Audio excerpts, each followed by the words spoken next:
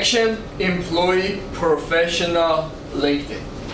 4 تا کلمه اصلیه که امروز میخوام در موردش صحبت بکنیم و تمام بحث ما در مورد این هستش که کانکشنه یعنی چی، ایمپلویر و پروفشنال چه فرقی داره، ما چرا بعضی میگیم ایمپلویر و بعضی میگیم پروفشنال و لینکدین رو برای چی نیاز داره.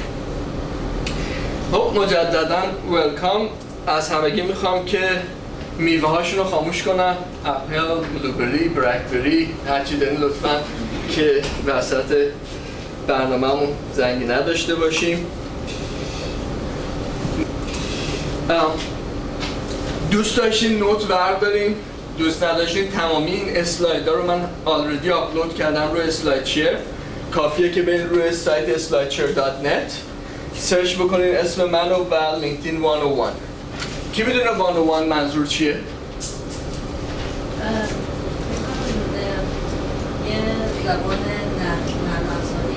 نه یه ترمیه که خب چون میدونم خیلی از شما دوستان شاید تازه اومدین، یه ترمیه که اینجا معمولا سشن ها رو همیشه بهش گرید میدن. وقتی میگن گرید 100 یعنی بیسیک، 200 میشه اینترمدیت، 300 میشه ادوانس. لینکدین 101 یعنی first ever بیسیک لینکدین. میگم 101 خیلی وقتا که بهتون میگن این سشن گریدش 101 برای من میدونید که بیسیکه. پس میتونید روی slideshare.net پیدا بکنین و ویدیو هم امروز ضبط میشه، ویدیو هم روی یوتیوب خواهد بود. اگر مجددا خواستین ببینین میتونین این ویدیو رو هم مجددا روی یوتیوب ببینین. خب یه مقدار در خود من.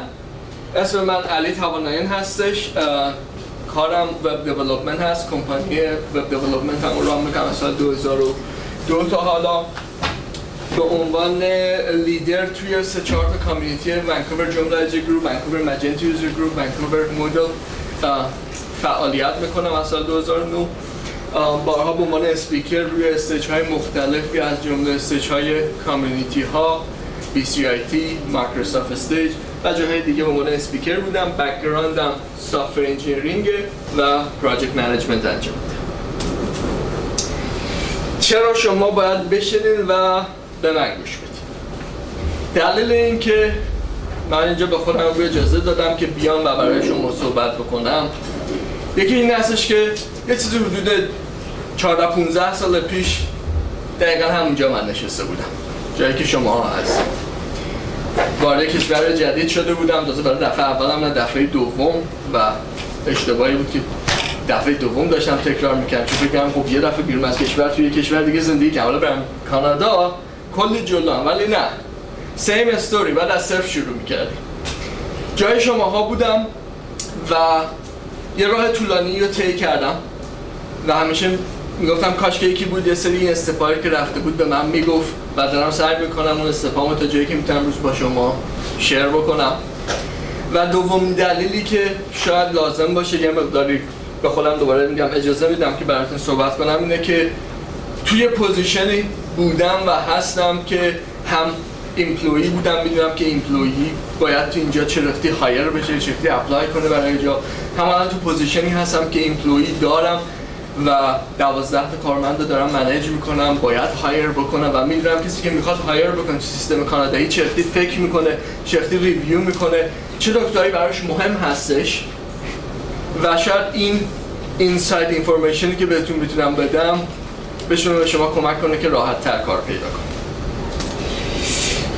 دیسکلیمر من این هستش که اطلاعاتی که همونجور بهتون گفتم امروز در اختیارتون میذارم همش تجربیات شخصی خود منه، ولی باورم بر اینه که اگر این اطلاعات رو درست اپلای بکنید، درست بهش عمل بکنین، میتونه کاملا مسیر جاب پیدا کردنتون رو تغییر بده.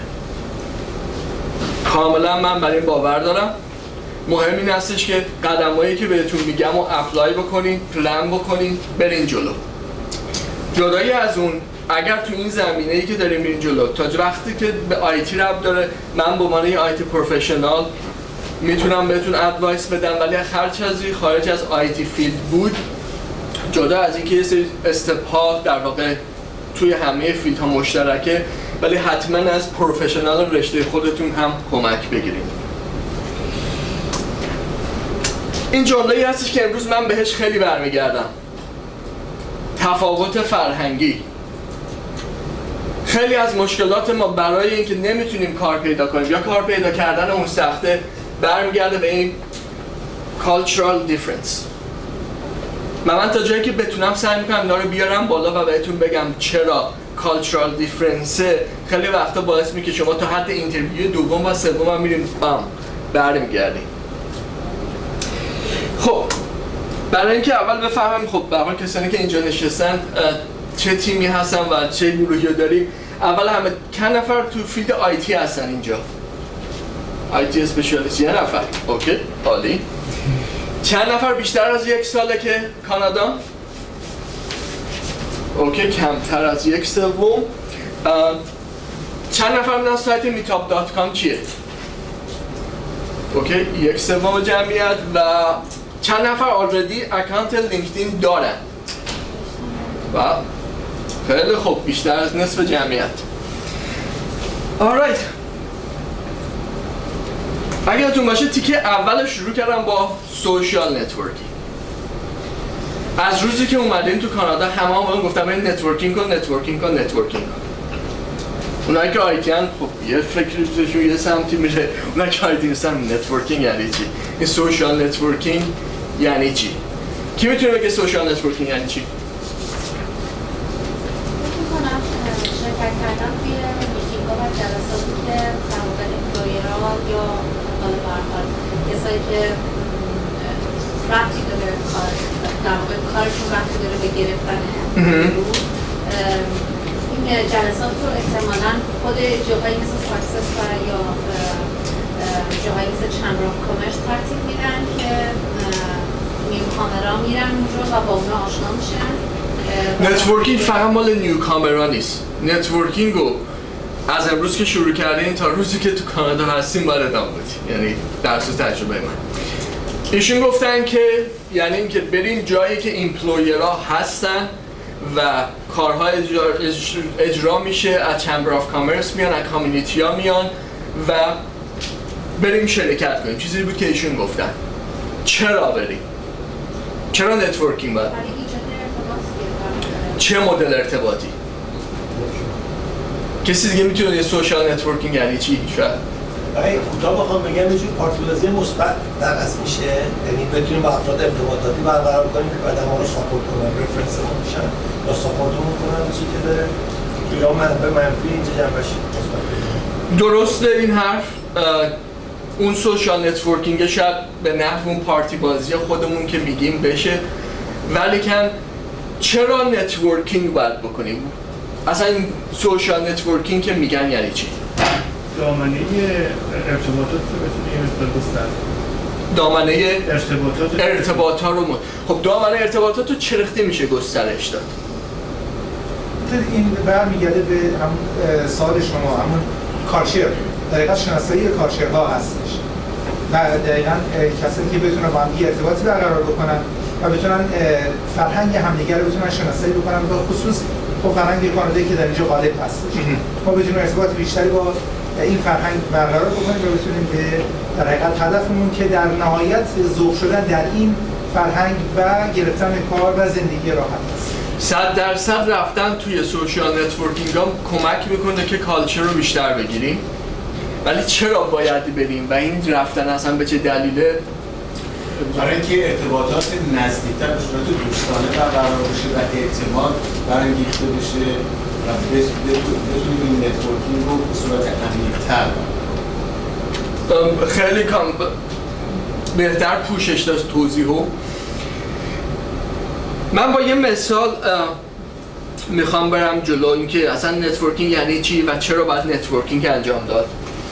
دلیل اصلی که شما میخواین به عنوان جاب سیکر، چون من الان در واقع بیشتر تارگت هم اینجا کسانی اینجا هستن که میخوان کار پیدا بکنن، اینه که شما نتورکینگ میخواین پیدا بکنین برای اینکه جاب پیدا کنین. دلیل اینکه میخوایم نتورکینگ کنیم این هستش که بر اساس آمارها 85%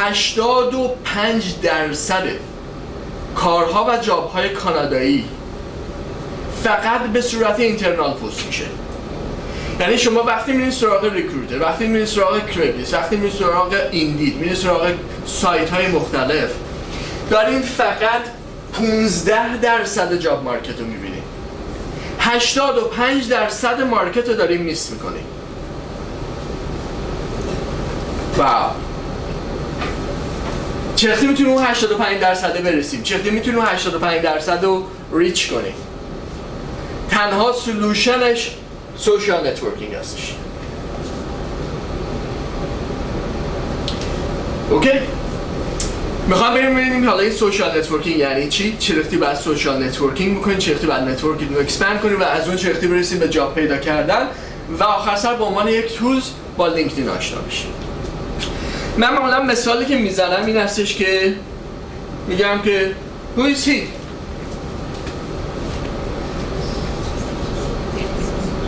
نمیاد صدا. بیل گیتس. اوکی، عالی.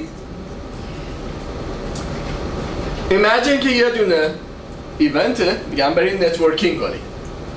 درسته؟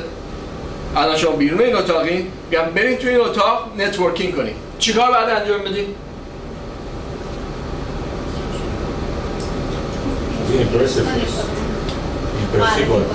ایمپرسیو باشی. معرفی کنیم خودمونو.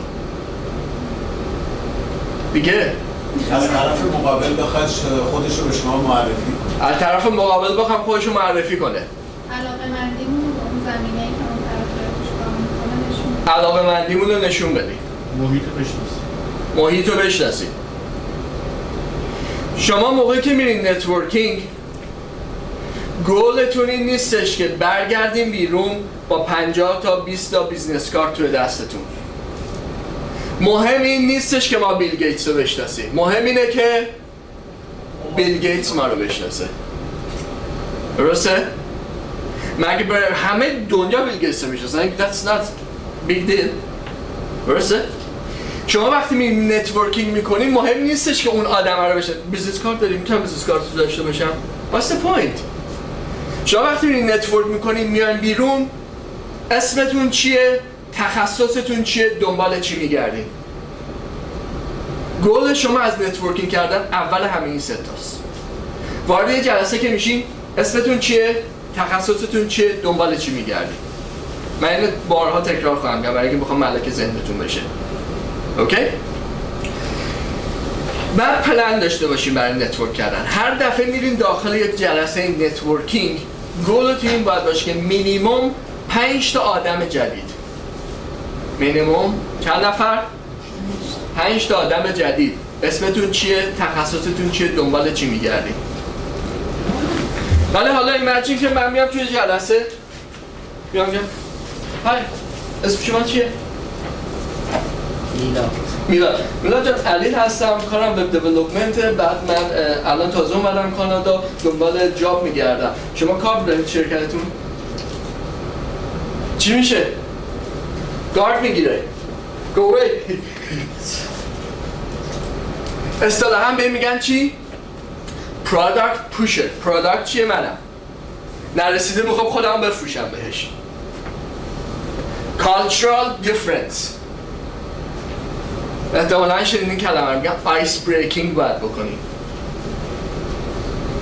نمیتونین شما برین توی نتورکینگ شروع بکنید بلافاصله اسمتون رو بگین چی میخواین چیکار میکنین، کار نمیکنه.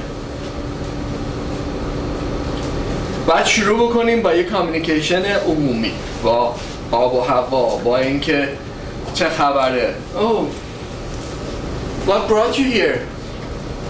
Where are you working? Any interesting project you're working on? بعد کامیونیکیشن رو میبریم به سمت اینکه حالا خودتون معرفی کنیم، اسمم چیه، تخصصم چیه، دنبال چی میگردم.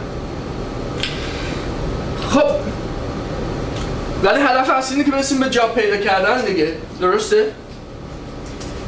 جاب پیدا کردن مثل چیه؟ پیاز. اول همه که خیلی لایه لایه است. سومش اینه که اشک آدم هم در میاره. دومش هم اینه که پیچیدگی خاص خودش داده. این جاب پیدا کردن یه پروسس. اگه کسی به شما گفت نه از این ور فانل میری از اون ور میری جاب پیدا میکنی، بیگ لای. باید برین توی این پروسه جاب پیدا کردن، کلتون میخوره به دیوار، میرین برمیگردین میچرخین، ولی بالاخره انجام میشه. مهم اینه که وقت باید بذارین، انرژی باید بذارین و مسیر درستتون رو پیدا کنین. هیچ سلوشنی نیست که بگیم که این فرمول ABCD فالو بکنین جاب پیدا کنین. نمیشه. اوکی؟ چیزایی هم که من امروز به شما میگم فقط راهنمایی اینه که چطور بفهمین دارین مسیر درست رو میرین یا نمیرین. خب دو سه تا نکته اینجا نوشتم. اول از همه اینه که استیمیشن و اکسپکتیشنتون درست باشه. تعداد زیادیتون نبودین که بیشتر از 1 سال باشه تو کانادا باشین. منم خیلی چیزا رو من از تجربیات خودم در میون میذارم باهاتون. 30 سالمون بوده، 30 سال پلاس بوده از ایران اومدیم بیرون، یه پوزیشن خوب، یه درآمد خوب، تحصیلات، فرهنگ جامعه رو می‌دونستیم، اومدیم اینجا. هممون اومدیم دنبال یه زندگی بهتر. اتفاقی که میفته اینه که وقتی شما وارد کشور جدید میشی بعد از صفر شروع کنید. تازه تو این کشور به دنیا اومدیم. 30 سال طول کشید که هم موقعی که به دنیا اومدیم کشور رسیدیم به این پوزیشنه. اکسپکتیشنتون اگر درست نباشه، توقع داشته باشین که بیایم ظرف 3 ماه برسیم به اونجایی که 30 سال طول کشید پس بهتر هم بکنیمش. That's the wrong expectation. تنها اتفاقی که میفته خودتون دیساپوینتد میکنه. باید بهش زمان بدین، باید انرژی بذارین که برسیم از اون صفر دوباره به اونجایی که بودیم و پلاس. اوکی؟ فکر کنید به چه دلیل دولت کانادا میگه مینیمم پس 3 سال صبر بکنید تا بهتون سیتیزنشیپ بدن. البته الان که بیشتر هم شده. مینیمم 3 سال رو باید بذارید. من همیشه به دوستان دور و بریام میگم که قبل از 3 سال میگن من چه اشتباهی کردم اومدم بالا. چرا کارگیر نمیاد؟ چرا این نمیشه؟ هنوز is too early. اوکی؟ پس اکسپکتیشنتون درست بکنید، استیمیتاتون درست باشه وگرنه تنها کسی که دیساپوینتد میشه اول همه خودتونی. دومی که همیشه آپدیت خودتون رو نگه بدارید تو فیلد خودتون، تو رشته‌تون و بدترین چیزی که میتونه یه نفر رو آپدیت بودنش رو به دور بکنه اینه که بره مثلا دنبال اینکه پی اچ دی بگیره. پی اچ دی میدونین چیه دیگه؟ چیه؟ ها؟ نه اون پی اچ دی که من میگم اون پیتزا هوم دلیوریه.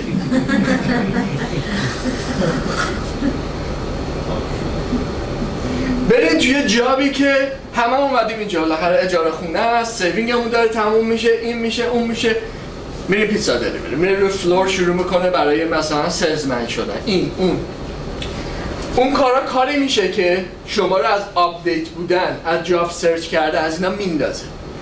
تا جایی که میتونین من میگم استاپ بکنین، نرین سراغش، برعکس بشینین خونه ارتون رو چیز کنین، آپدیت کنین خودتون رو، جاب سرچتون رو قوی کنین، لینکدینتون رو، پروفایلتون رو قوی تر بکنین. اون ارتیز کردن است تا جایی که میتونین این کارو بکنین. و اگر مجبور شدین واقعا برین تو این جاب اینجوری، یه رو میرین تو اون جاب با خودتون قرار بذارین ماکسیموم 3 ماه، ماکسیموم 6 ماه توی کلندرتون بنویسین 6 ماه دیگه من اگه جاب پیدا نکردم از این جاب میام بیرون. سرتون رو میارین بالا، این 3 ساله 6 ساله هنوز دارین رو فرو لباس بفروشین. بارها آدم‌های مختلف رو دیدیم. سعی کنید تا جایی که میتونید آپدیت خودتون نگه دارین و فوکس بکنید روی پروسه جاب پیدا کردنتون. چرا؟ چون وقتی میخواین جاب پیدا کنین بیسیک جاب ریکوایرمنتتون چیه؟ Exactly. Canadian experience. جریان Canadian experience چی میشه؟ همون مرغ تخم مرغ خودمون، درسته؟ اینا بهش میگن catch 22. جاب میخواد، اکسپریانس میخواد، اکسپریانس میخواد، جاب میخواد. خب اینو چرختی رو پر چرختی ما بشکنیمش بالاخره چرختی برسیم به این جاب اکسپریانس. سه تا روش خیلی ساده هستش برای اینکه به جاب اکسپریانس برسید. یکی اینه که با یه جاب ریلیونت شروع بکنید. مطمئنم اون پی اچ دیه به پروگرامینگ ربط زیاد شاید پیدا نکنه، بنابراین سعی کنید به جابی شروع بکنین که میخوره. اگر قرار جاب لو لول شروع بکنین، بریم به عنوان کاستمر سرویس توی کمپانی سافت دیولپمنت شروع به کار بکنین تا اینکه بریم تو مکدونالد شروع بکنیم برگر بزنیم. بلکه جاب اصلا ریلیونت نیستش. درسته؟ ادویکیشن اینجا میتونه خیلی ریپلیسمنت خوبی باشه برای جاب اکسپریانس.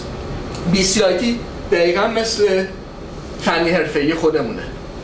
دلیل اینکه من که ایمپلویر هستم میام BCIT به عنوان جاب اکسپریانس قبول میکنم اینه که من خودم 1 سال و نیم BCIT رفتم. درست؟ دقیق میدونم BCIT سیستمش چیه، چرختی کار میکنه. و اگر یک نیوکامر بیاد به من بگه من BCIT کورس‌ها رو پاس کردم، من به عنوان جاب اکسپریانس قبولش میکنم. چرا؟ چون میدونم بزرگترین چیزی که تو کالچرال دیفرنس باعث میشه من نخوام یه نفر رو بدون جاب اکسپریانس بگیرم اینه که طرفی که اومده نمیدونه تیم ورک کانادایی چرختیه. اصطلاحاً بهش میگن بد اپل. یه سیب بد توی جعبه سیب تمام سیبا رو خراب میکنه. یه نفری که نمیدونه چرختی تیم ورک کانادایی بکنه، یه نفری که نمیدونه سیستم کار توی کانادا چرختیه، اگه بیاد تو تیم کمپانی من، تمام تیم منو خراب میکنه. ولی اگه بدونم شما رفتی BCIT 3 تا کورس پاس کردی، هیچ شکی ندارم که استادای BCIT مجبورتون کردن که شما حداقل 3 تا 5 تا پروژه تیمی کار کنید. بنابراین شما اگه پاس کردین آلردی تیم ورک کانادایی رو یاد گرفتید. برای من ایمپلویر یکی از اون بزرگترین چیزایی که شما بتونید تیم ورک کنید. و یکی از بزرگترین ضعف‌های ما ایرانی‌ها اینه که تیم ورک نمیتونیم انجام بدیم. سولومون عالی، تیم ورک نداریم. بنابراین روی گرفتن سرتیفیکیت یا پاس کردن یک کورس رو BCIT یه مقدار فوکس کنیم. اگر کسی خواست بره BCIT میتونم جداگانه بهتون یک هینت و تیپ‌های دیگه‌ای بدم که چه کورسی رو چگونه و چرا انتخاب بکنید که شاید موفق‌تر باشین. و آخرش هم اینه که والنتیر جاب بگیم. ولی متاسفانه کمپانی بزرگ هیچ وقت به شما والنتیر جاب نمیدن. چون اگه گولتون اینه که برین مایکروسافت کار کنین، برین تلاس کار کنین، برین تو چه می‌دونم شا کار کنین، هیچ وقت به شما نمیدن والنتیر جاب پوزیشن بدن. درسته؟ ولی که شما کمپانی بزرگ رو باید ریکگنایز بکنین و لیست خودتون بهش برسین و از اونجا حالا بهتون میان تو تیکه دوم امروز میبینید بحث تارگتینگ داریم. شما باید کمپانی ها رو بشناسین، برین تو پروسه تارگتینگ. اگه ببینید من تو لیستم مثلا بوستون پیتزا هست، پیتزا هات هست. من که گفتم پی اچ دی ندارین که، ولی الان میگم تارگت کنیم. مگه مثلا پیتزا هات سیستم کامپیوتر نداره هد آفیسش؟ تمامی این مزگه سایت نداره، مگه اینا پروگرام استفاده نمی‌کنن؟ بنابراین به عنوان کمپانی بزرگ میتونید روی تخصص خودتون فکر کنید. اگه شما مثلا نوتریشنست هستید، درسته؟ اوکی. باز هم این کمپانی همشون برای شما کار میکنن. بیاین یه لیستی از کمپانیایی که جایی که دوست دارین کار بکنین رو انتخاب بکنین. درسته؟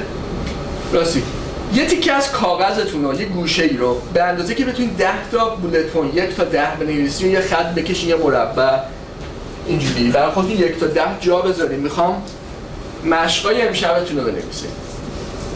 تو لیست شماره 1 تون اینه که 10 تا کمپانی که میخواین تارگت بکنین، براشون کار بکنین رو انتخاب کنین. اسم 10 تا کمپانی که you wish to work for them.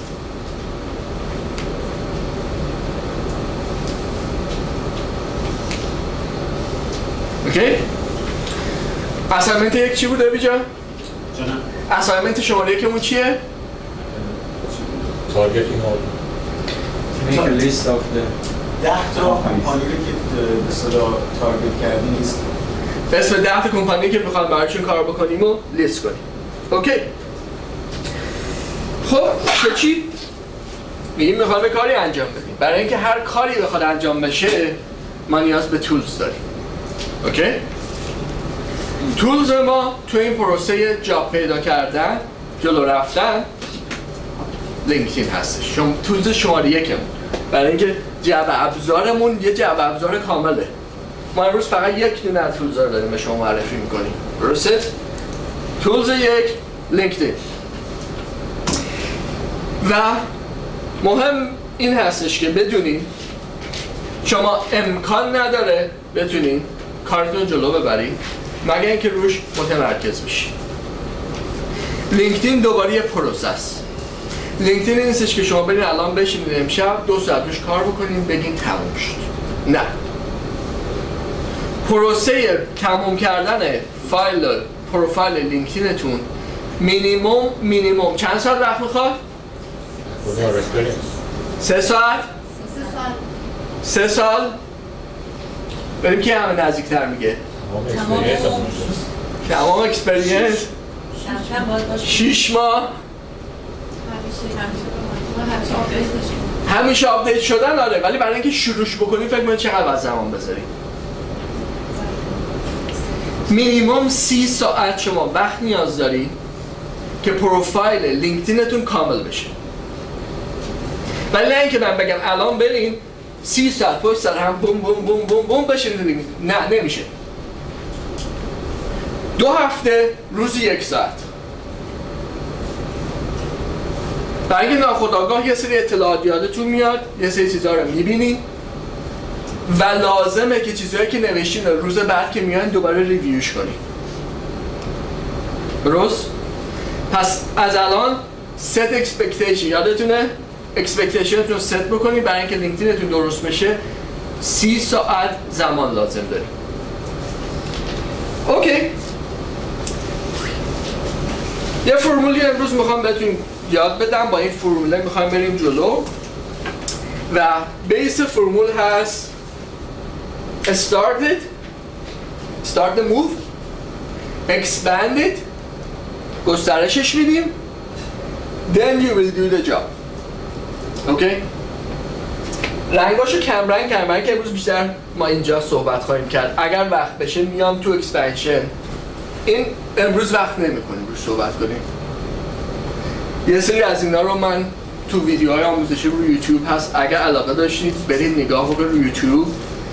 و یه تیکه دیگه‌اش هفته دیگه همین ساعت همینجا یه جلسه دیگه داریم که رو این تیکه صحبت می‌کنیم. اوکی؟ پس هفته دیگه چه ساعتی؟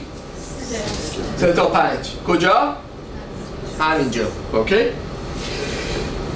سیستمی که این استفاده رو من دارم بگم در واقع تولید ملانی هستش. ملانی یک از دوستانی هست که من خودم میشناسمش تو ونکوور. کتابی داره به نام لینکدین کد. اگر خیلی دوست داشتین دیپین برین توش، کتابش آنلاین هم اویلیبله، برین سراغش و کتابش رو بگیرید. اوکی. چند تا فکت در مورد لینکدین. 1. بزرگترین سوشیال نتورکیه که فوکسش فقط بیزینسه. نه توش جوک میفرستیم، نه عکس گربه‌مون رو میفرستیم، نه رسیپی میذاریم، هیچی نمیذاریم، فقط بیزینسه.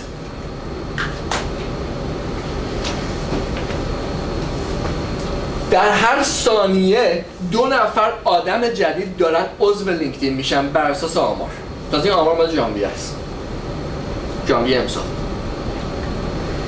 پاپولیشن 33 میلیونی کانادا 9 میلیونشون عضو لینکدین ان آلردی. تقریبا میتونم بگم همه آدمای پروفشنال. برای اینکه از 33 میلیون شما سینیورا و مامان پاپا و استودنت ها رو بذاریم بیرون و کیدزا، همون 9 میلیون میشن پروفشنال. اوکی؟ معمولا کسانی که روی لینکدین روی لیول های سی لیول هستن. کی میدونه سی لیول یعنی چی؟ سی لیول؟ شنیده از این اصطلاحو؟ نه. توی کمپانی ها تایتل وجود داره، درسته؟ میگن اکانتنت، چه میدونم جنریتور، اینه اونه. توی کمپانی منیجمنت لول اصطلاحاً بهش میگن سی لول، میگن ایشون سی ای اوه، ایشون سی تی اوه، ایشون سی اف اوه، چیف اف فاینانشال، چیف اف تکنولوژی، چیف اف اکزیکیوشن. درسته؟ سی لول. وقتی اگه بهتون میگم مثلا ایشون سی لول کمپانی، یعنی که تو لول منیجمنت کمپانی. درسته؟ سی لول هایی که معمولا توی لینکدین هستن مینیمم گفتن اوریج درآمدشون روی 100,000 110,000 دلاره. دور آمار خود لینکدین هستش و مردم 2 برابر بیشتر نسبت به تراست میکنن، نسبت به اطلاعاتی که روی لینکدینه نسبت به هر پلتفرم دیگه. معنیش چیه؟ مفهومش اینه که چیزی که شما میذارید روی لینکدین باید با حقیقت، واقعیت یکی باشه، وگرنه تراست رو از بین میبرید. درسته؟ من الان میام بگم که اگه از من سوال کن که علی کامپیوتر باید عالی، وب من عالی، آشپزی هم میتونم، ماشین هم میتونی تعمیر کن، میتونم، ماشین من تعمیر کن. اول اتفاقی میفته چیه؟ هم آشپزیشو دروغ گفت، هم کامپیوترشو دروغ گفت، هم وبش، تمام تراستر رو خراب میکنی. کدومش راست بود، کدومش دروغ بود؟ چون همه رو گفتم بلدم دیگه. تراستر رو خیلی خیلی مواظب باشین که خراب نکنیم. و این یه نکته خیلی مهمه توی اینترویو الان، خصوص اگه داریم میریم. درسته؟ و یاد بگیریم یه جاهایی نه رو بگیم. درسته؟ اون هم تکنیک داره. اگر رسیدیم امروز توی یکی از اسلایدها دارم تای اسلاید هاست، ولی بعد یاد بگیم خیلی جاها نه رو بگیم. نه نمیدونم. Do you know this? No, I don't know it, but I'm a quick learner, I can learn it. But I did this, how about that? Okay? مرسی بهش برسیم بخ کنیم. و با حالیش اینه که almost everyone using it wrong.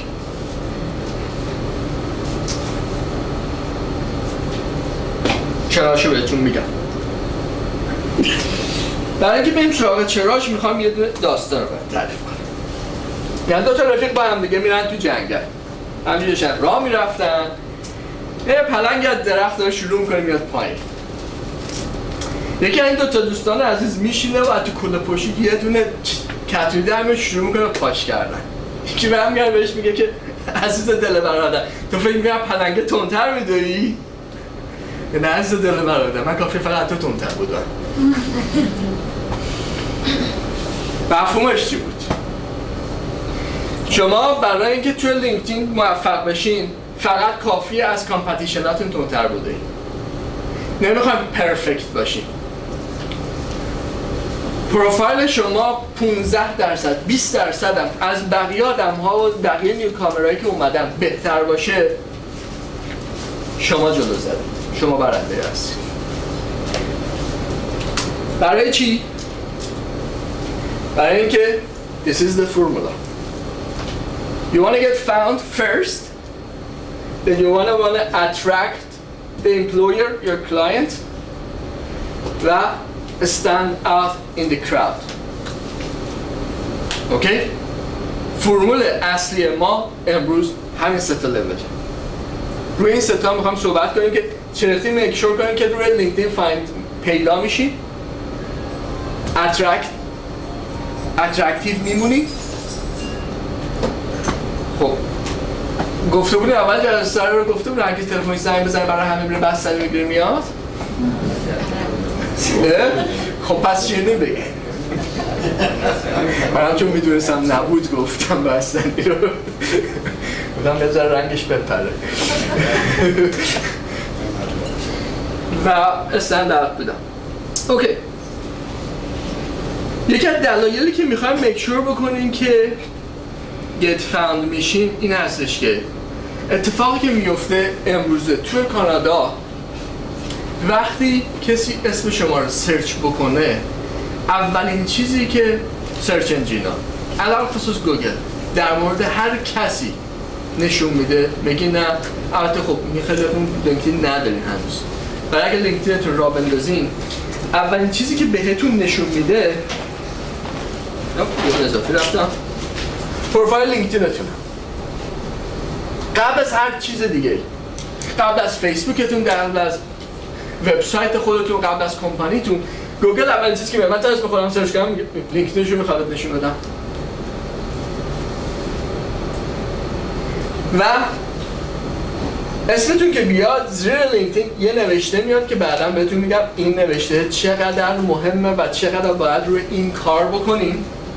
برای اینکه اولین چیزی که بعد از اسمتون میاد و لینکدینتون این اطلاعاته که میگه روی اسمتون کلیک بکنم یا نه، اترکتیو هستین یا نه، استند اوت میکنین یا نه.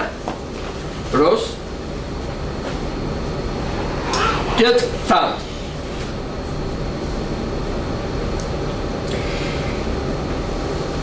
اتفاقی که میفته اینه که وقتی ایمپلویر میره آنلاین و میخواد دنبال یه آدم بگم میخواد یه نفر رو هایر بکنه، شروع میکنه با یه سری سرچ انجام دادن. درسته؟ من وقتی میخوام یک گرافیک دیزاینر هایر بکنم فکر میکنید دنبال چی میگردم و چی سرچ میکنم. مثال بزن. من کارم وبه، یه دونم گرافیک دیزاینر میخوام که تو زمینه وب هایرش کنم تو کمپانی.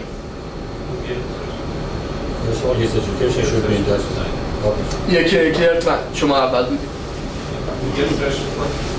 گوگل سرچ نمیکنم، من تو دنبال ایمپلوی میگردم. درسته؟ من تو گوگل نمیتونم ایمپلوی پیدا کنم. 100% اولین جایی که سرچ میکنم لینکدینه، نه گوگل. ولی چی سرچ میکنم؟ چی رو؟ ایژوکیشنش رو سرچ میکنم. جاب تایتل رو سرچ میکنم. کیوردز. آره. ولی کیوردها چی خواهد بود؟ مثال کیورد بگین اصلا. پروفشنال. اگه پروفشنال نباشه که من نمیخوام هایرش کنم. پس من نمیگم پروفشنال گرافیک دیزاینر. نو وی. نه یکی میخوام چیز کنم. میخوام مایندست رو هم درست بکنم. درسته؟ کیوردش رو بگه پروفشنال گرافیک دیزاینر. اگه پروفشنال نباشه که من هایر نمیکنم. پس پروفشنال is not the keyword. Experience. Again the same thing. اگه اکسپریانس نداشته باشه من برای چی هایرت کنم؟ پس اکسپریانس هم کیورد نیست. اون تسکای کارهایی که ازش سر کار میخوام دقیقاً چیزی که ازش میخوام میشه کیوردم. من میخوام که این گرافیک دیزاینر بتونه هوم پیجای خوبی دیزاین کنه. میخوام بتونه بنر درست بکنه برای ادای فیسبوک. میخوام که بتونه اسلاید درست کنه برای فرانت پیج وبسایت. اینا کلماتیه که سرچ خواهم کرد، نه پروفشنال دیزاینر. درسته؟ مشق شماره 2 شما یادداشت بکنید امروز سلکت کردن 20 تا کیورده. انتخاب 20 تا کیورد.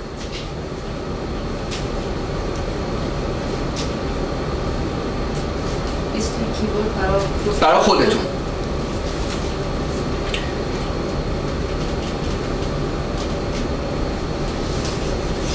حالا اینکه این کیوردها باید چی باشه و چه ریخته باشه خیلی بسته و کوچیک امروز بهتون میگم، ولی هایلی ریکامند میکنم ویدیوی شماره 3 آموزش لینکدین شماره 3 یه ورکشاپ روی یوتیوب دوباره هست 2 ساعت و نیم. از اون 2 ساعت و نیم تقریبا 2 ساعتش من فقط در مورد نحوه انتخاب کیورد صحبت کردم. وقت بذارین برین نگاه بکنین رو ویدیو رو. چی بذارین روی یوتیوب؟ بهتون داره شما اسم من رو سرچ بکنید بگین علی توانایان. چنل من که بیاد بالا به فارسی هم نمیشه آموزشی. یه دونه دایرکتوری ویدیو، یه چنل ویدیو به نام آموزشی زیر اسم علی توانایان تو یوتیوب. 6 تا 7 تا ویدیو، 3 تا یا 4 تا شاردی من آموزش لینکدین. شماره 3 فقط در مورد کیورد انتخاب کردن. خب شما موقعی که کیورد انتخاب میکنید اول از همه نیازی نداره که کلمات جنرال به کار ببرید. همونجوری که گفتم من به عنوان یه ایمپلویر کسی که میخوام آدم هایر کنم دنبال کلمات جنرال نخواهم گشت. 1. 2، دو، یادتون میاد گفتم یوتیوب وقتی تو گوگل سرچ میکنیم زیرش نوشته میاد. کیوردایی که شما انتخاب میکنید بعد کیوردایی بشه که اونجا ظاهر بشه. اینکه چرا کار بکنیم که اونجا ظاهر بشه رو میرسیم بهش. درست؟ علاوه زمانی هم من هی چک بکنم تو زمانمون باشیم. جان این عبارتی که زیر لینکدین میاد همون سامری صرف بکنید صحبت میکنم. مهم اینه که کیوردایی انتخاب بکنیم که اترکت بکنه ایمپلویری که میاد دنبال کار شما. درسته؟ کیوردها جنرال نخواهد بود. دیسکریپشنش دقیقاً میرسه به اون یونیکنس شما.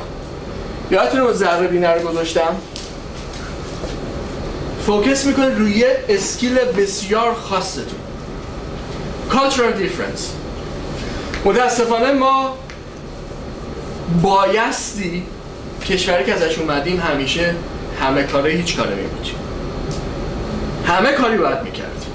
توی هیچ چیزی هم تخصص دیپ نداشتیم. همیشه میبینید اقیانوسی به عمق 3 سانتی متر.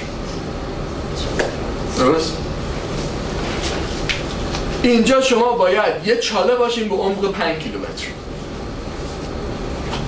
یه نقطه فوکس بکنیم ولی عمیق.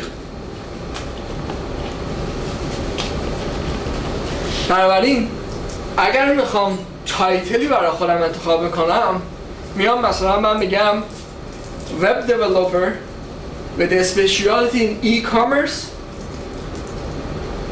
My skill is to do POS integration. Web, e-commerce, POS integration. انقدر نیشش میکنی، انقدر ظریفش میکنی که کسی که دنبال این رشته کار تخصص شما میگرده You are the only one. میدونم این خیلی خیلی خیلی سخته که به این مایندست برسی که خیلی از تخصص ها رو بندازیم توش. یادم میاد اول بهتون گفتم من جای شماها بودم. موقعی که اومدم کانادا سافر خونده بودم. از بچگی که علاقه شدید به الکترونیک داشتم. تو انگلیس که بودم چیزی بوده 5 سال فقط کارم مادربرد لول لپتاپ ریپر می‌کردم. MCSE رو گرفته بودم نتورکینگ می‌کردم. تو ایران 7 سال کارم تولید انیمیشن بوده. اومدم اینجا انیمیشن سرچ می‌کردم، نتورکینگ سرچ می‌کردم، هاردور سرچ می‌کردم، سافت‌ورم سرچ می‌کردم. تازه وبم که خونده بودم دنبال وبم می‌گشتم. 5 تا کاتگوری کاملا متفاوت. ولی جزء دیدم که همش آیتی دیگه، همش کامپیوتره. من فوکس دارم، من رو کامپیوتر دارم سرچ میکنم. 2 سال تموم طول کشید تا یاد بگیرم که نه آقای باهوش drop them.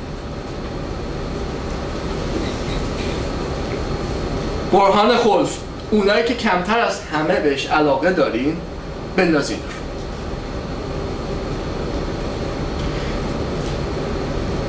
سوالی که اینجا ازتون میکنم وقتی به سر کار یه مدتی که گذشت رئیستون همکاراتون یه سوال میان ازتون میکنم، کسی میدونه حدس بزنه چیه؟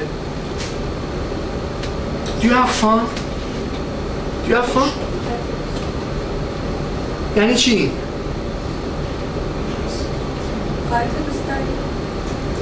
کارت دوست داری؟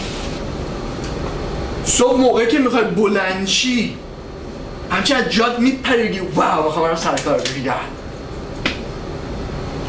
حال کنی با کارت، نه اینکه بگی شت دوباره بعدم سر این کاره.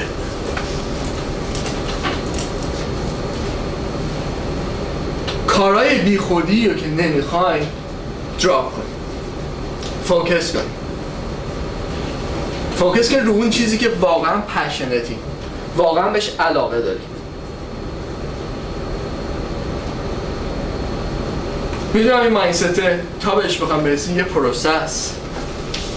من روزی که برسیدیم میگه که 3 ماه پیش 6 ماه پیش 1 سال پیش علی اینجا گفت کاش که زودتر میفهمیده.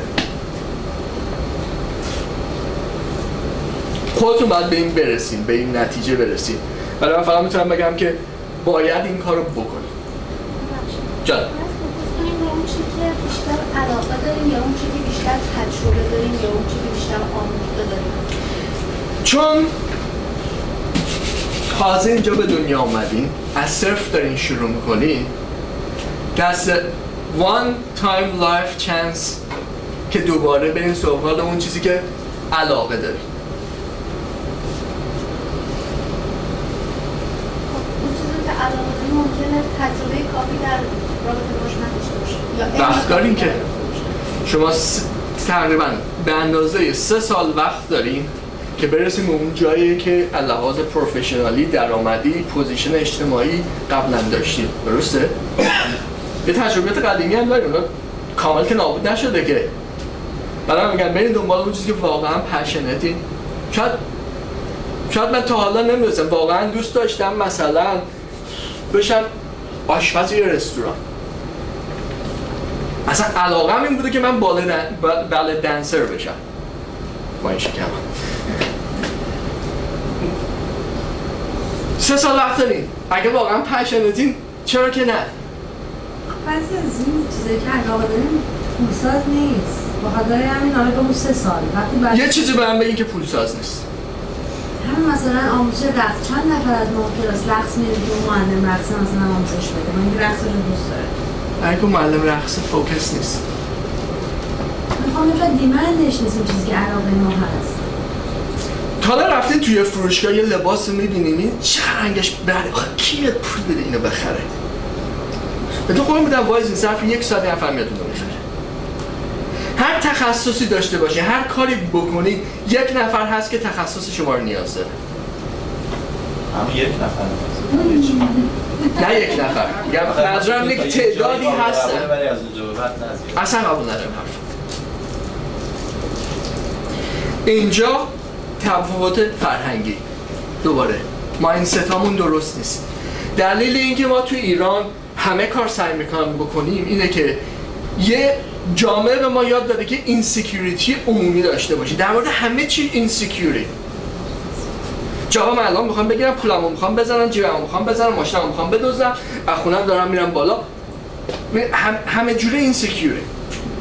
برای همینه که نمیخوایم قبول کنیم که آجون ریلکس آروم.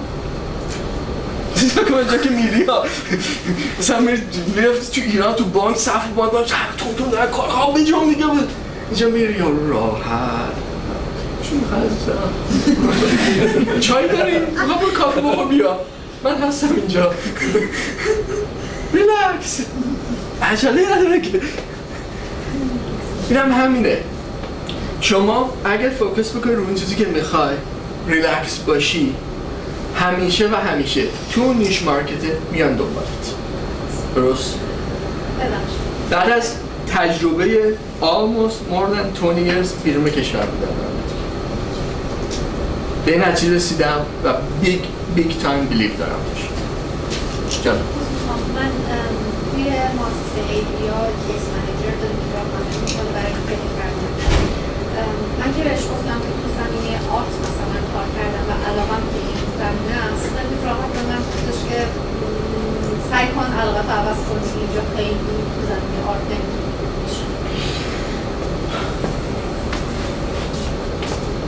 شما میشه بری بیرون؟ نه همه حالا یه لنگی کفش پرد میگن این حرفی که میخوام بزنم. ورزش مطمئنم فرقا و هر کسی در اساس جادوهایی که داره میتونه بسنجه و کارا کنه. به طور یه اتفاقی که میفته اینه که خیلی جاها شما میرین مثلا میگن که رزومت رو بیارین براتون درست کن. کیس منیجریه که برای بهتون کمک میکنه. آدمیه که بهتون ادوایس میده. من توهین نمیخوام باشه به شما که میخوام بیام مثلا فقط بعض وقتا کلیر بشن بچه‌ها. خیلی وقتا توی ارگانیزیشن ها و جایی که میرین من اسمش یادم رفت میلاد مثلا 1 سال زودتر از شما اومده، دنبال جاب هم میگرده، میخواد اکسپریانس پیدا بکنه و یه پوزیشن گرفته توی جای به عنوان والنتیر، داره ادوایس میده رزومتون چطوری درست کنی.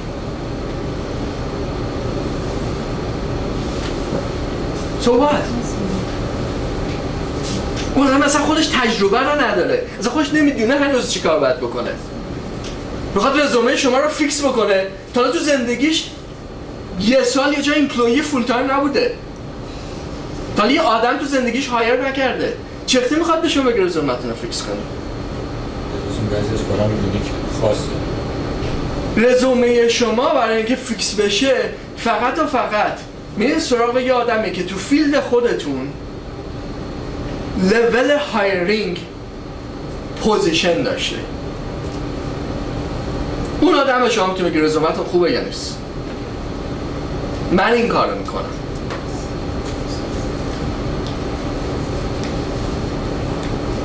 یعنی یه نفر نمیتونه بشینه من بگم تو بگم میدونی چه همتون میره رزومتون رو من فیکس کنم. تو چی خوندی؟ نوتریشنی؟ شما جراحی؟ شما مکانیکی؟ شما آیتی؟ نالج هم نمیرسه با که من بخوام بهم بگم آیتی میام آیتی من میتونم کمک کنم. درست؟ یه سری رولای عمومیه، جنرال اوکی. درست؟ برای اگه خواستیم بیام ببینیم مثلا بچین یه روز بغل من ببینم اگه من یه جاب پست بدم چه رزومه رو انتخاب میکنم. وقتی یه روز بانچ رزومه 50 تا رزومه میاد، یک سال وقت هم میخوام یه آدم هم هایر کنم. فکر می‌کنم تمام رزومه رو میخونم بالا پایین میکنم. نه، فرمول داره. فرمولش اگه بفهمی که اون طرف چه اختیار فکر میکنه اپلای کنی تو رزومه رو، بوم. اصلا هم نترسین که برای سیم کمپانی، گفتم کمپانی ها رو که انتخاب میکنی تارگت میکنی، بذار جلوتر خودم میرم. وقتی تارگت کردین مفهومش اینه که اون 10 تا کمپانی، دوباره اگه خواستین نوت بزنین کنار اون مشقتون، اون 10 تا کمپانی رو میرین صفحه‌ای که جاب پستشون هست رو پیدا میکنین، یه صفحه براوزر باز میکنین رو کامپیوترتون با 10 تا تب که هر کدوم از این تبا صفحه جاب پستینگ اون کمپانی هست. شب به شب میرین رفرش میکنین صفحه رو، جاب جدید اومد اپلای میکنین. 3 تا جاب اومد همون شب هر 3 تاشو اپلای میکنین. لازم بود ظرف 2 سال آینده 200 تا جاب تو اون کمپانی اپلای بکنین، اپلای میکنین. برای اینکه هیچ وقت نمیان اینجا کلمه‌ای به اسم سریش ندارن خوشبختانه تو انگلیسی. اینجا بهش میگن interested.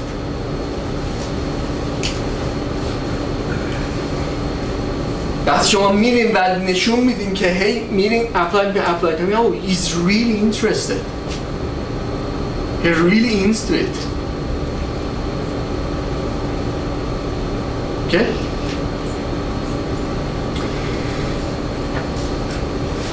خب پس شماره 1 این بود که به کیوردها برسیم. یه بازی کوچولو میخوام هر کسی یه چند نفری والنتیری خودشون 3-4 تا کیورداشونو بگن. من قبل از که بریم سوال دارم. یعنی جاب پوزیشن جاب تایتل‌های مختلفی که حتی توش یعنی هر چی اومد من متوجه نشدم. شما میگن اگه هر تعدادی اومد درش اپلای کنید. نه، جابی که به شما ربط داره. مثلا مثلا توی یه روز میگن 3 تا تب بکنین، 3 تا جاب ممکنه که به ما ربط داشته باشه. آره. ممکنه مثلا امروز من بیام ببینم که بسپای هم یه نوع جاب پست داره برای ای-کامرس پراجکت منیجر، هم گفته یه ده برای ای-کامرس دیولپر، هم یکی گفته مثلا وب دیتا انتری. اون که من کارم وبه، هر 3 تاش اپلای. خب همون یه رزومه. نه. نه واسه رزومه دادن خودش استراکچر داده. مثلا بحث امروز ما رزومه دادن و جاب اپلای کردن. مثلا امروز لینکدینه، اون تو خودش سشن 2 ساعته باشه. ولی شما رزومه های مختلف دارین که همین سوالم بود که رزومتون مختلف ولی یه نفر داره نگاش میکنه ولی نمیگه این چه 3 تا جاب objective استفاده. entry level, intermediate level, senior level. مثال جاب پوزیشن هایی که میخوان اپلای بکنی. من میگم که مثلا من میخوام وب دیولپمنت باشه، فرانت اند دیولپمنت باشه و بک اند دیولپمنت. درسته؟ این پوزیشن هایی که مورد نظرمه. 3 تا پوزیشن مورد نظرمه. هر تا 3 تا پوزیشن entry level داره، intermediate level داره، senior level داره. بنابراین شما 9 مدل رزومه داری. رزومه داریم برای اینتری لول وب، اینتری لول فرانت اند، اینتری لول این. اسم فایلاتون رو اینجا می‌نویسین. این رزومه ها رو آماده می‌کنین. جاب پست که اومد فقط این سراغ فایل نیمه این جاب پست داره میگه اینترمدییت فرانت انده. اوکی. فایل رو باز می‌کنین، کیوردها رو نگاه می‌کنین تو جاب پست، رزومه رو چنج می‌کنین، اپلای می‌کنین. بعد به جای برسین که جاب اپلای کردنتون ماکسیموم بشه 10 دقیقه 12 دقیقه. اتوماتیکش کنید. فرمول خیلی ساده و سریع. بحث امروزمون نبود ولی خب اون روش رزومه است. شما هیچ وقت همیشه رزومتون با جاب پستتون باید بخونه. گفتم وقتی من یه پایل رزومه برام میاد HR بهش گفتم یه آدم اینجوری هایر کن. درسته؟ یه نالج کلی هم داره نسبت به کمپانی و پوزیشن ها. ولی کیوردها رو میگه این باید CSS بلد بشه، HTML هم بدونه، یه مقدار باید دیتابیس بلد بشه. رزومه رو هم داره. رزومه باید اولش اسکیلا باشه. نگاه میکنه نه این یکی HTML و دیتابیس اون ته لیستش نوشته. اصلا من بقیش کار ندارم. برای اینکه این باید بالا باشه. درسته؟ شما وقتی جاب پست اپلای میکنی کیوردها رو برام به اوردری که نوشته به اوردر اگه اسکیلات ست میشه مینویسی. اگه من اوردره برام اول همه مهمه. اول همه باید HTML بلد باشی. بلد نیستی؟ اصلا ننوشتی خط یک HTML بلدی. ایشون گفته HTML بلده خط یک. شما خط دوش چی میکنه؟ با خط دو جاب پست میکنه. آره خب بریم جلو. درست؟ نه به این چیزه ولی یه فرمول خیلی خیلی سادهش. شما به ازای هر جاب پستی رزومتون رو باید ادجاست کنید. That's it. اصلا فکر نکن که یه جاب رزومه رو پست میکنه. نه. اوکی.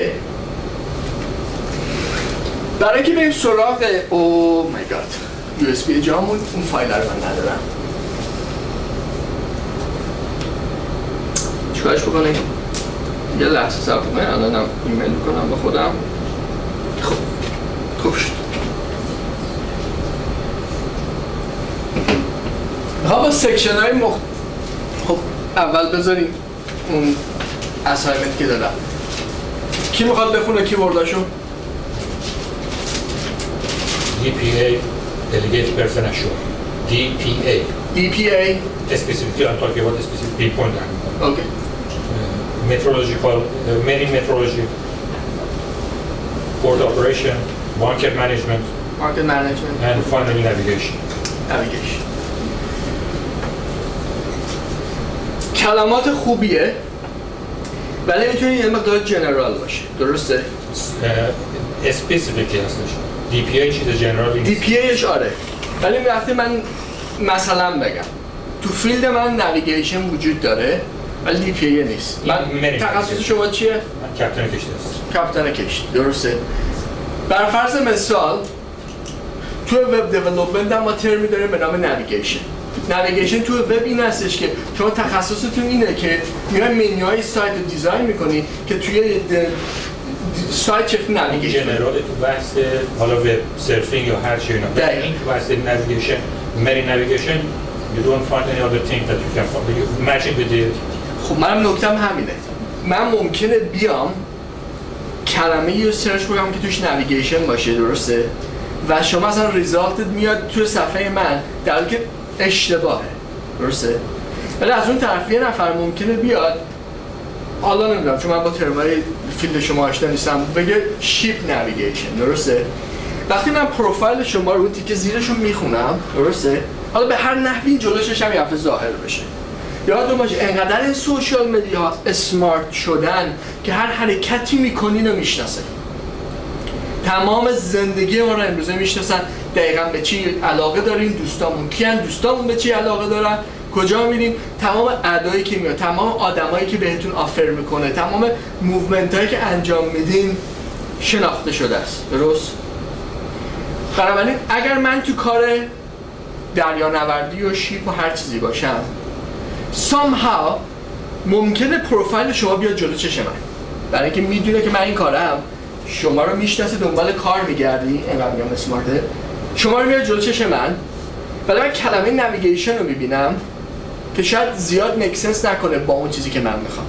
کلماتتون خوبه، من میگم یه مقداری اصطلاحاً ما بهش میگیم لانگ تیل. لانگ تیل یعنی دنبش رو دراز کنی. نویگیشن رو یه مقدار بیشترش بکنی. درسته؟ مثلا دو تا کلمه بذارین روش که وقتی اون تک کلمه رو کسی دید دقیق میفهمه تخصص شما چیه.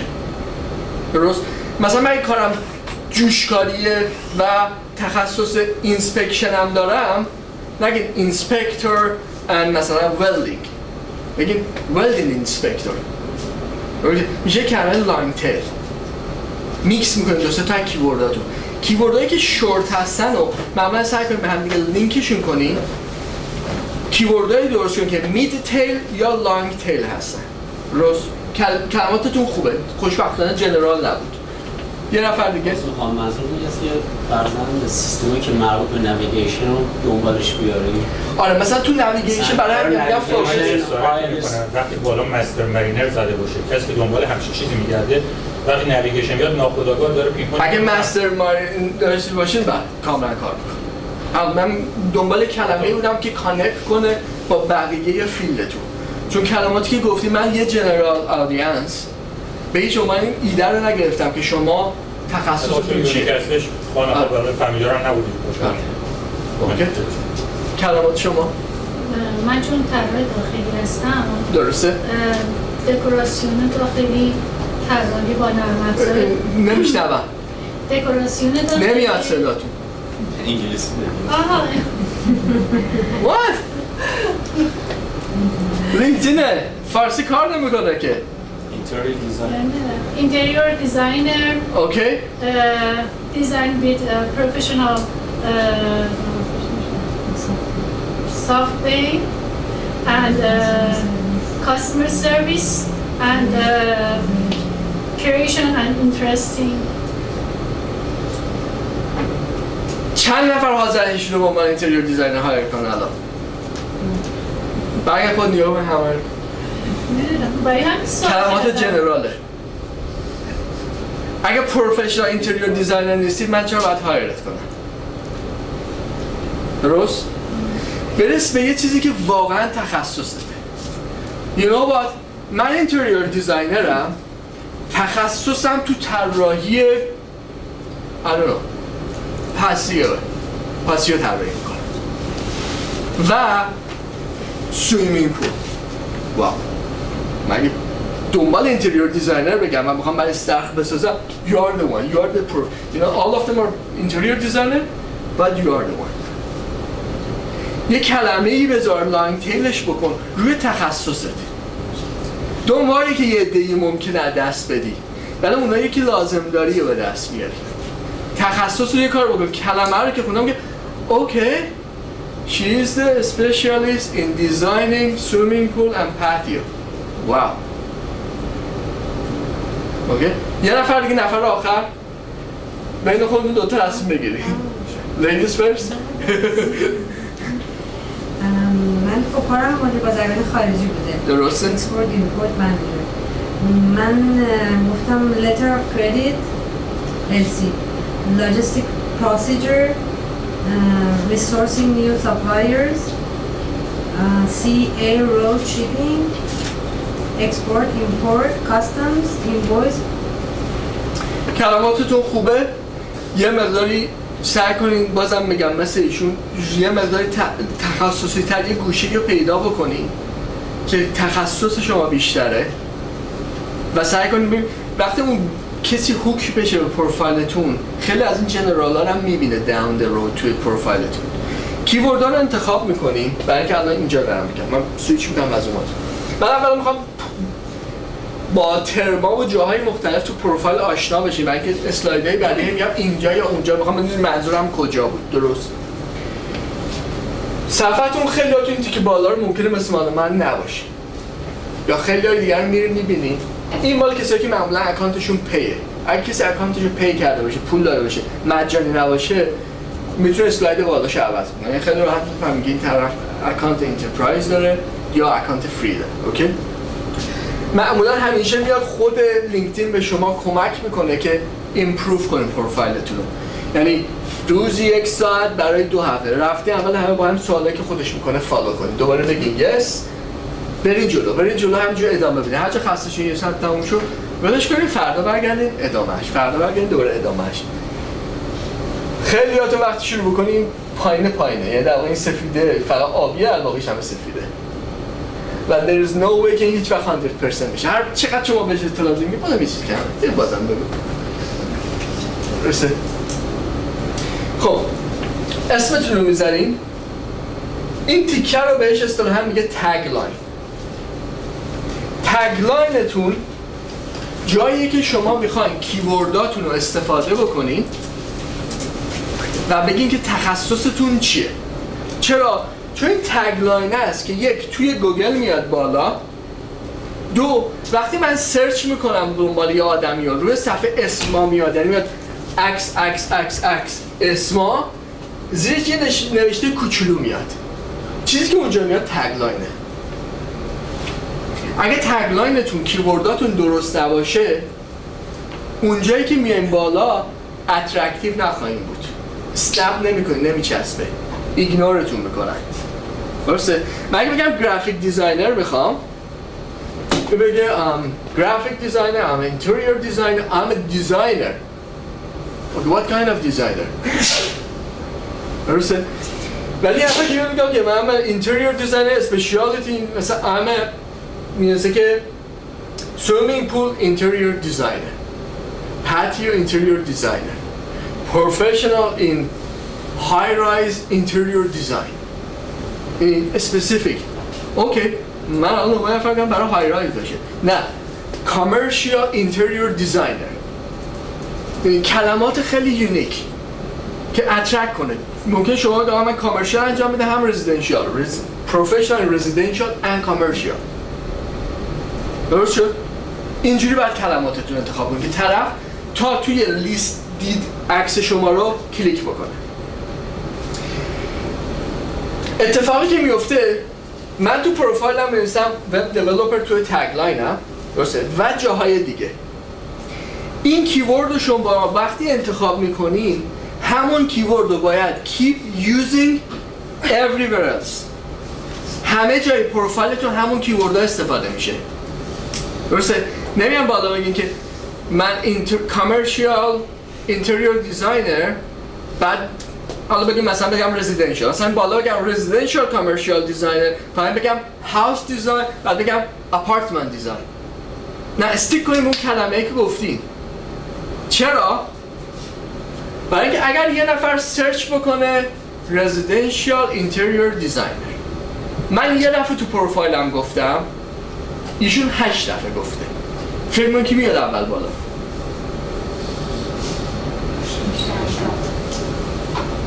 پس کلمه‌ای که انتخاب میکنی کلمه درستی باشه و اون کلمه ها رو keep using the same word. اوکی؟ حالا یه جا میخوایم بگید آپارتمان دیزاین، میخوایم بگید هاوس دیزاین، اونا رو هم به کار ببرید. ولی اون کلمه کیورداتون یادتون باشه. یه چیزی حدود 35 تا 45% کانتنت این صفحتون کیورداتونه. توی فرمت شورت تیل، مید تیل، لانگ تیل. پس کلماتتون با دنسیتی 35 تا 45% توی فرمت شورت، مید and لانگ تیل استفاده میشه. اوکی؟ تگلاین. بعد از تگلاین من یه مقدار اسکرول کردم، اینجا سخته. میریم تو بخش سامری. پس تگلاین اون بالاست، سامری تیکه بعدی. یه نکته رو بهتون بگم که تمامی این تیکه ها رو توی لینکدین شما میتونید تو پروفایلتون جابجا کنید. من پیشنهادم اینه که سامری اولین چیز باشه که طرف داره میبینه. سامری شما توی پروفایلتون جایی چی رو پر میکنه؟ نه، کاور لترتون. دقیقا کی بود شما گفتید؟ سامری شما مثل کار کاور لترتون انجام میده تو رزومتون، تو جاب اپلای کردنتون. چرا؟ چون من توی سامری گفتم you know what, I'm so passionate and interested to become a ballot answer, but I was a computer expert, but I was educated in computer science. درسته؟ سامریه رو اول میخونیم، میخواد ببینید اصلا پشنتون چیه، چی کار میخوایم بکنیم، کجا میخوایم بریم. درست؟ پس سامریتون کار کاور لترتون انجام میده. لینکدین به شما این قدرت رو میده که بتونین عکس، ویدیو، پاورپوینت یا هر چیزی رو اد بکنین به پروفایلتون. اگه من میام میگم که I'm a lab assistant and I did this and I did that, I have done research in these fields، ریسرچاتون رو بیاین لیست کنید. برای اینکه من اگه بخوام شما انتخاب کنم سریع میخونم، بعد چند تا نمونه کاراتون هم میبینم. و هر چقدر ریچ تر باشه، قوی تر باشه پروفایلتون، کامل تر باشه، من 30% کامل کردم پروفایلمو، شما 60%، اونی که کامل تره، اونی که ریچ تره اولویت میگیره. یادتون اون 2 رفیقا رو فقط کافیه که از اون یکی تندتر بدوین. درسته؟ تا جایی که میتونین سعی کنین اینها رو کاملشون کنین. امروز مینویسین، فردا 2 کار رو پست میکنین، شاید پس فردا بعد برین دوباره 2 عکس بگیرید، برین تو فایل‌های قدیمیتون 2 داکیومنت پیدا کنین، اسکن بکنین، سرهمش بکنین، یه ویدیو قدیمی رو بردارین کانورت کنین، آپلود کنین رو یوتیوب، بیاین لینکش رو بذارین. درسته؟ تا جایی که میتونین سعی کنین کانتنت اضافه بکنین با پروفایلتون. هرچی پروفایلتون ریچ تر، شانستون برای اینکه بیاین بالا قوی تر میشه. بعد از سامری گفتم این تیکار رو دوباره میتونید اوردرش رو عوض کنید نسبت به جابتون، حرفتون یا هر چیزی و اصلا پوینتتون برای لینکدین پروفایلتون. من لینکدین پروفایلمو وقتی میذارم روش کارم میکنم، ولی من که دنبال کار نمیگردم که من روی تارگت خودم ترجیح این بوده که اول سامرین باشه بعد اسکیلام باشه. شما ممکنه ترجیح بدید که اول سامریتون باشه بعد ادویکیشنتون، اول سامریتون باشه بعد ورک اکسپریانستون. میتونید تمام این تیکه ها رو درگ اند دراپ موو کنید و برای خودتون تصمیم بگیرید بهترین اوردر برای پروفایل شما و برای گول شما چی خواهد بود. اسکیلا کلماتیه که استفاده میشه برای اینکه مردم بفهمن شما توی اون کار چقدر تخصص دارید. درسته؟ چند نفر گفتن که تو پراجکت منیجمنت یه آدم خوبیه یا پراجکت منیجره. درسته؟ چون من اومدم ادعا کردم من آشپز خوبیم. یه نفر هم حتی میشن که این آشپز خوبیه. چرا؟ چون همش مرده بعد از خوردن. بنابراین هر چقدر اینجا اسکیلات رو بزنیم و اندورسمنت اصطلاحاً بهش میگه. ببین شما اونجا توی پروفایل لینکدین ببین بهتون میگه آدمای دیگر رو اندورس کنی. یعنی که خب میلاد رو میشناسی؟ خب تو که میشناسی میلاد دیگه، بگو مثلا میلاد پروگرامر خوبیه، پروژکت منیجر خوبیه، نمیدونم آشپز خوبیه، فوتبال خوب بازی میکنه. میگن آره من میدونم هم پروژکت منیجر خوبیه، هم فوتبالش خوبه، نمیدونم آشپز خوبی هست، چنم ایگنور میکنم. درسته؟ این اصطلاحاً بهش میگیم پابلیسیتی. پابلیسیتی یه اسلاید دارم الان بهتون نشون میدم که چقدر این کمک میکنه. سوال بعضی ایرانیان معمولش ما چیزی مقدر ایران انجام بدیم سعی تا خود فهم کنیم. خب مثلا من فارماسیستم تو ایران ما رسم نداشتیم که یک توضیح برای مریض بدیم، مثلا اینقدر شلوغ بود نمیتونیم مریض توضیح بدیم که آقا چی هست. بعد من اصلا برفض الانم تو رزونانسام من 12 سال آنر بودم، الان همین الانش هم هستن، این ضرره برای من بنویسم. من با شما اگه خواسته بعدش وایسین صحبت کنم. یکی از دوره جمله حاشیه‌ای با وقتمون هم نمی‌خونه. خیلی از ماهایی که اومدیم اینجا قبلا یا آدم‌های سوپر موفق بودیم یا خودمون صاحب بیزنس بودیم، کمپانی داشتیم، مغازه داشتیم، یه تیم رو ران کردیم. بدترین کاری که میتونیم بکنیم اینه که فیلینگ رو اینجا بدیم به ایمپلویر، کسی که قرار شما رو هایر بکنه که you know what I'm an entrepreneur. entrepreneur یعنی چی؟ کارآفرین. من کارآفرین نمیخوام برای شرکتم. کارآفرین نمیخوامت. برای چی میخوامت؟ میخوام یه کار من یاد دیگه بدوزی بری؟ من میخوام رو اینوست کنم. یه نفر آدم بیاد تو شرکت بره بیرون فقط اوورهد ترینینگش، اوورهد اینکه آدم یاد بگیره بیفته تو لوپ بره، کاست داره برای شرکت. من دوستم یه آدمی هایر کنم که میاد تو ببخشید ولی بره سرش میندازه میاد میشه پشت میزش کارشو میکنه میره بیرون، میدونم مینیمم 3 تا 5 سال هم اینجاست. من اگه یک ذره فیل داشته باشم که 3 ماه دیگه اینجا نیست، you know what, thank you. شما نمیخواد تو رزومت به هیچ عنوان این فیلینگ داشته باشی که I was the owner. No, you know what, replace کن با I was the manager. I was working for someone else. And I want to work for you now. این هم توقعشون رو زیاد بود. مثل تعهد از من منیجر من توقع زیاد داریم تو همه چی بدونیم. کسی که نه ما کامپیوتر تو ایران کار می‌کردیم نه با مریض خیلی چیز. لولتون رو بیارین پایین، لنگ سینیور هم هست. برید تو اینترمدییت. اپلای نکن برای سینیور پوزیشن. هم چیزی نداری برای سامری بنویسیم خیلی. سامریتون اون چیزیه که می‌خواین باشی. فیوچرتونه. پشنتونه. درسته؟ سامری شما اون میگه میخوایم بشینه بیشتر. اوکی؟ اسکیلا 10 تا کلمه که اینجا جا نمیندازین چیه؟ کیورداتون. کیورداتون حتما تو اسکیلاتون هست. بلکه روی کیورداتون گفتیم دنسیتیش میخوایم تکرار بشه. توی تگلاینتون نوشتین کیوردها رو، توی سامریتون دوباره استفاده کردین، توی اسکیلاتون هم دوباره هست. شورت تیل، مید تیل، لانگ تیل. من اینجا رو خیلی کوتاه کردم، اینا رو کات کردم، یعنی فکر نکنم بعد یه پروژه لیست کنیم. من الان بریم تو پروفایل من یه چیزی بوده شاید 15 تا پروژه لیسته.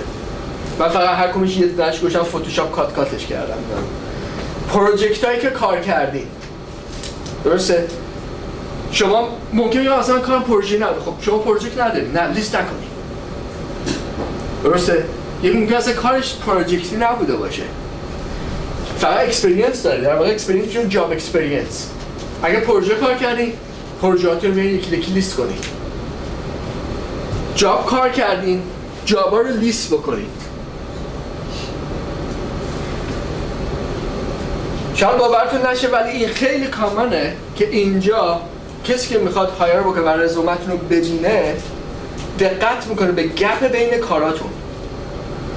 2003 تا 2005 اینجا بوده، 2005 تا 2007 اینجا بوده، 2011 تا 2009 تا 2011 چی شد؟ چیکار میکردی؟ چند مارکت بیرون بودی؟ مطمئن باشی ازتون سوال میکنه که اون گپه چیه؟ چرا گپ داشتی؟ 2011 اینجا بودم تا آخر 2012 تا 2013 2014 تو چرا هر سال جاب عوض کردی؟ فایرت میکردم؟ تاریخ رو خیلی قشنگ نگاه میکنن. جواب داشته باشین براش آماده که چرا هر سال جابتون عوض شد.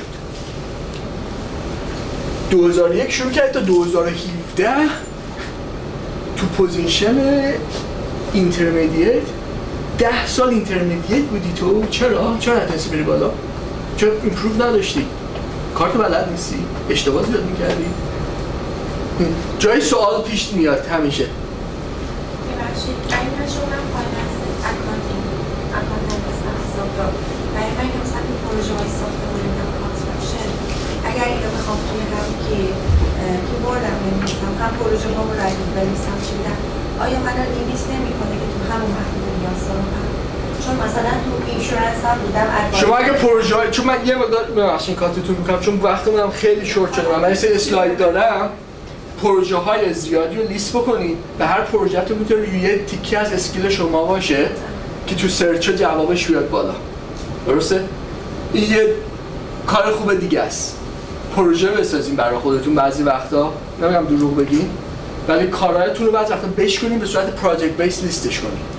توی کمپانی کار کردیم، توی کمپانی که کار می‌کردیم ظرف 5 سال رو 10 تا پروژه مختلف کار کردیم. اینو ساختیم، بعد اینو ساختیم، بعد اینو تولید کردیم، اینو ریپر کردیم، همه لیست کنیم به پروژه مختلف. درسته؟ از دل یه دونه 10 تا پروژه در بیاد. من تونتر میرم که بتونم برسم اسلایدها رو جمعش بکنم.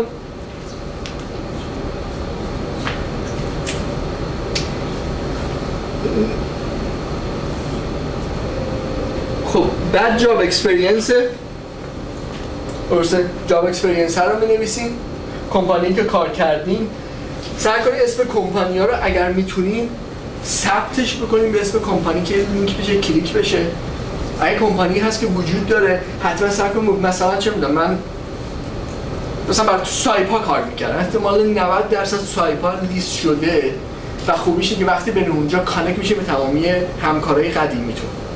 درسته؟ برای که من سایپا هم وصل میشیم به هم دیگه. سعی کنید اسم کمپانی جوری بدین که وصل شن. مثلا همه آدمایی که برای من کار کردن تو کمپانی من وقتی اسم کمپانی بدم لیستشون میاد اینا هم کار کردن برای تی آر. درسته؟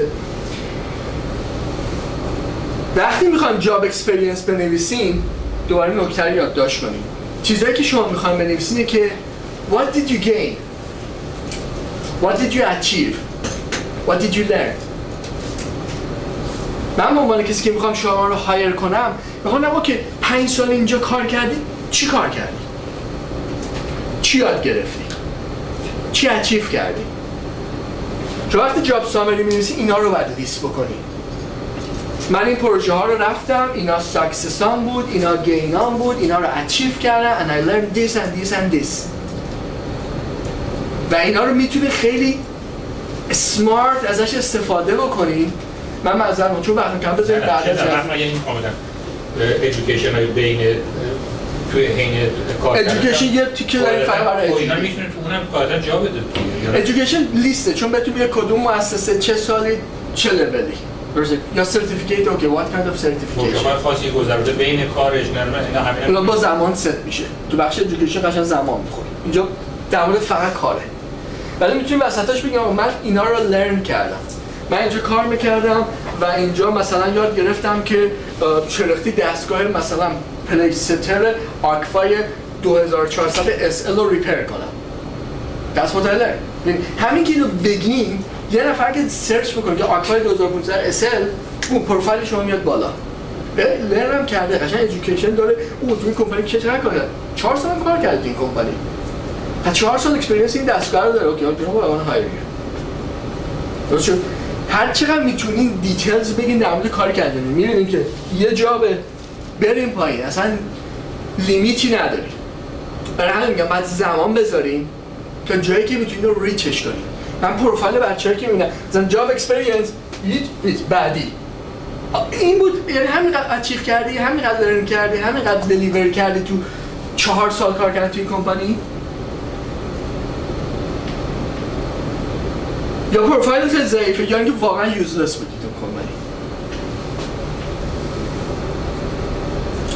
وقتی کار میکنین برین سراغ آدمایی که مربوط به اون کار بودن، رئیس قبلیتون، همکاراتون، پروژکت منیجرتون، کاستمراتون، کلاینتاتون، بگی براتون ریکامندیشن بنویسن روی این کار. او تو این کارت تو اینجا که این هایر بود I'm so happy with him. He delivered a really good job. You know we had a really great experience with him. He was a really great employee. درسته؟ برین ازشون ریکامندیشن بگیرید. منی که پروفایل من و پروفایل شما همه چیش مثل هم. سیم کیورد استفاده کردیم، سیم جاب اکسپریانس هم داریم، همه چیش اوکی.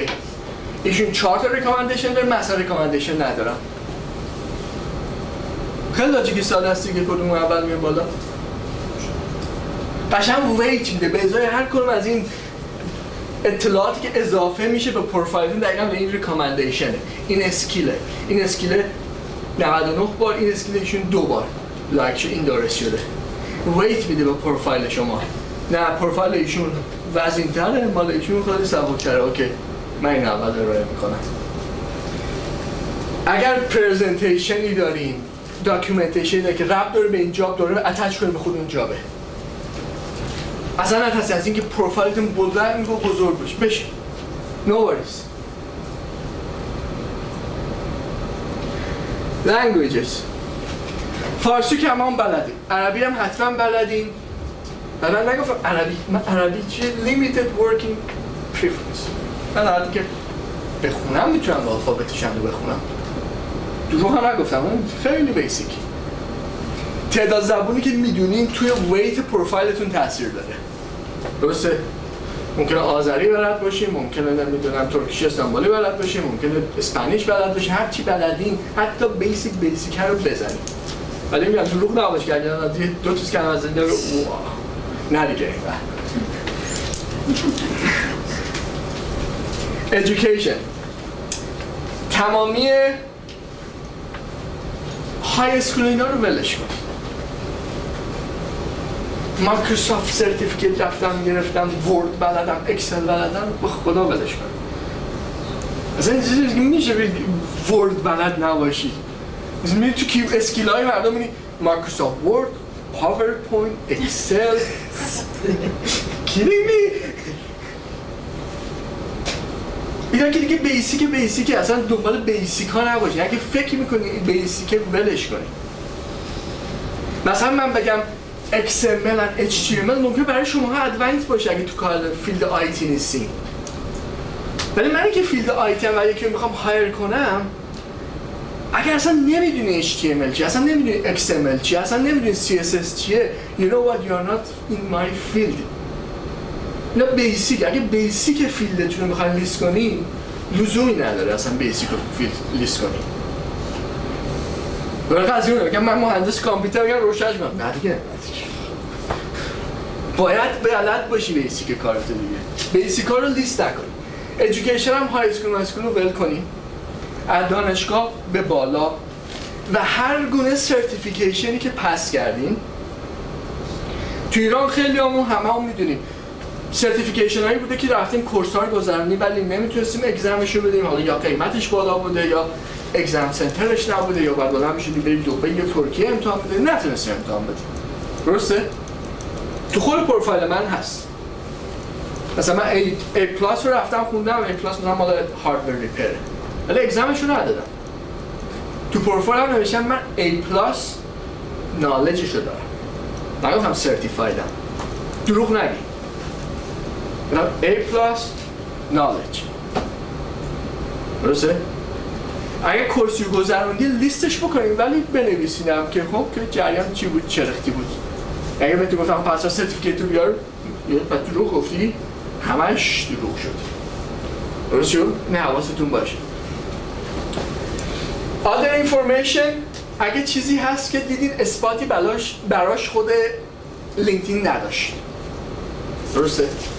مثلا میگم من 4 تا کتاب نوشتم ولی هیچ پابلیکیشن نداشت. من پابلیکیشن هامو کجا لیست کنم؟ خب بریم other information بزنیم پابلیکیشن، خودتون بسازینش.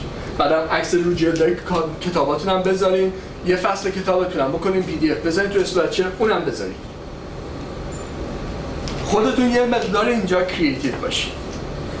بعد ربط داشته باشین. جان؟ کتابا بعد ربط داشته باشین. نه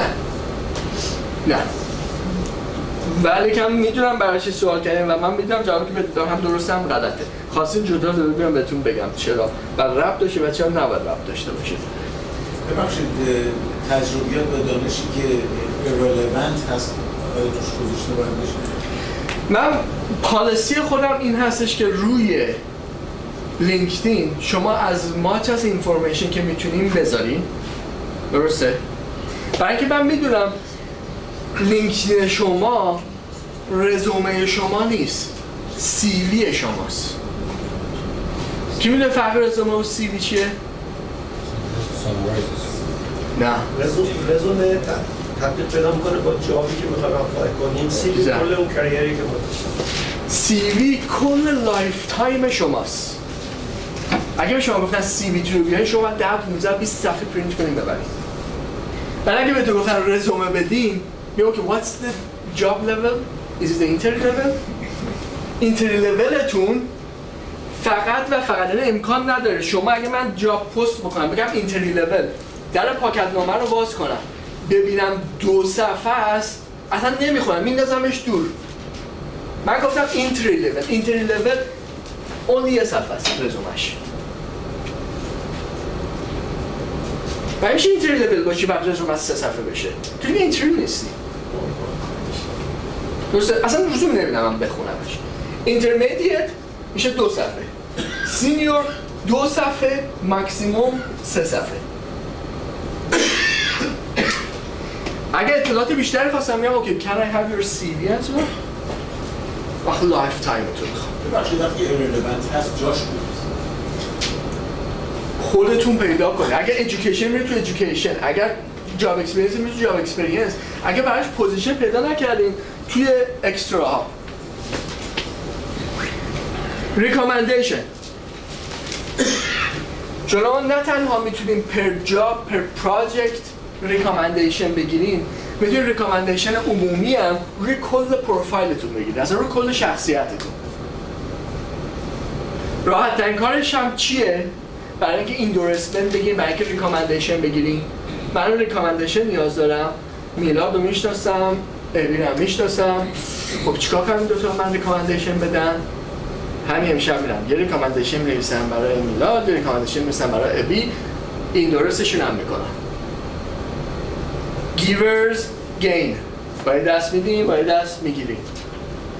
اتفاقی که میفته تا شما ایندورسشون میکنین، براشون ریکامندیشن بفرستین، خود لینکدین برای اون طرف یه مسیج میفرسته که علی ایندورست کرد، علی براش ریکامندیشن نوشت. ریکامندیشن پست کن رو پروفایلت، میگه یس. تا بگه یس که میخوای برای علی ریکامندیشن بنویسی، باکس میده جوری بنویس براش پس بده.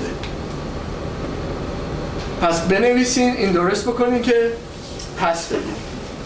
برین سراغ رئیس قبلیتون، برین سراغ کارمندای قبلیتون، برین سراغ همکارای قبلیتون، پراجکت منیجراتون، مدیرتون.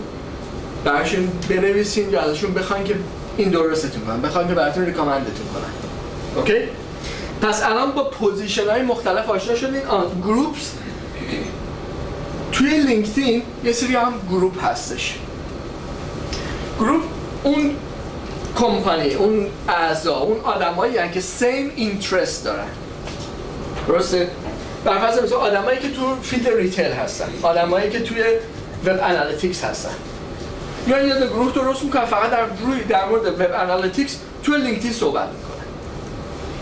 اگر فیلد شما مرتبطه، برین توی یک سری از این گروه ها عضو بشین و اکتیو بشین. در اینکه میخواین اکتیو بشین، برای اینکه میخواین خودتون رو ریپرزنت کنین از ان اکسپرت. به عنوان اکسپرت میخواین شناخته بشین. برای اینکه منی که تو کار مثلا وب انالیتیکس هستم و تو این گروه هستم و تو پروفایلم میبینم که میلاد هفته یه دونه بلاگ داره مینویسه، هر کسی تو گروه سوال میکنه میلاد داره جواب میده. فکر می‌کنم پس بعد اگه بخوام یه نفر تو وب انالیتیکس هایر بکنم، اولین نفری که باهاش تماس میگیرم کیه؟ اونی که ریکگنایز کردم از ان اکسپرت. خب برگردیم سر اسلایدها. من یه مقدار اسلایدهای سعی کردم تندتر برم، گفتم کپیش هست میتونیم نگاه بکنیم، ولی در خاطر کم بوده وقتمون. یه رستوران کی دوست اینجا غذا بخوره امروز شام امشب؟ بره اینجا کدوم یکی شاد داریم بریم؟ اولی یا دومی؟ دومی. بین اول دومی سومی کجا؟ چرا؟ غذا خوردین اونجا؟ کسی ریکامند کرده؟ میشناسینش؟ پابلیسیتی، فقط پابلیسیتی. برای همین ریکامندیشن میخوام، برای همین ایندورسمنت میخوام.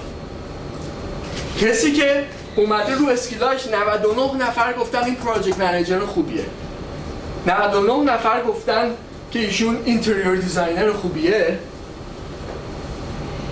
پابلیسیتیه. لزومه 99 نفر میگن ایشون اصلا کارش حرف نداره اینتریور دیزاین.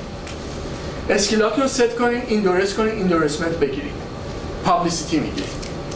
بذارین بعد از جلسه که من برسم تمومش بکنم، کیورداتون توی هدلاینتون میشینه. من میام دنبال اینتریور دیزاینر میگردم، پروفایلش نوشته اینتریور دیزاینر with some experience، پروفایلش اینتریور دیزاینر، میخوام هایر کنم. اسم شما چیه؟ پگا نوشته هم اینتریور دیزاینر، برای تای پروفایلش نوشته looking for new opportunity.